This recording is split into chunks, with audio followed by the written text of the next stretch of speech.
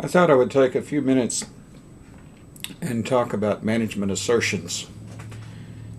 Management assertions listed in the practically every text are broken down between the PCAOB assertions and the ASB assertions as if they were somehow different. The assertions that are generally recognized: 1. Existence or occurrence. 2. Rights and obligations. 3. Completeness. 4. Valuation or allocation. And 5. Presentation and disclosure. You'll notice that we have 3 of those that have more than one item.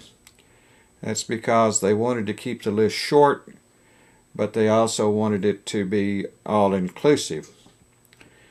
What these assertions are really saying is that when we put something in a financial statement, whether it be an income statement or a balance sheet or others, there are certain things that we're claiming. The numbers represent real things. We refer to this in accounting as representational faithfulness. So what we're trying to explain as management is that these things do exist. We have the ownership in it. Everything that should be included is included. It is properly valued, and it is presented in a fashion so that you can understand it. All of those are little bits and pieces of looking at a particular number. The thing that I want to emphasize with you, that these numbers should talk to you because they're saying these things really do occur. They exist. They're in the proper accounting period.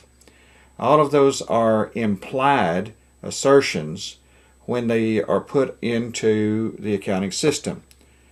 When it's summarized into the income statement, in the balance sheet, we are saying that if we have recorded this sale, all of the elements of a sale exist. If we record an expense, we're saying that we had incurred that expense, incurred that cost, and it has now been used up. It's been converted to an expense. All of these things are items that can be examined and audited. And part of your challenge as an auditor is to break it down into its little components and look at each of these assertions to see if they're true, if management is telling the truth, and that you document and develop evidence to support the position that you're taking as to whether these assertions actually are correct.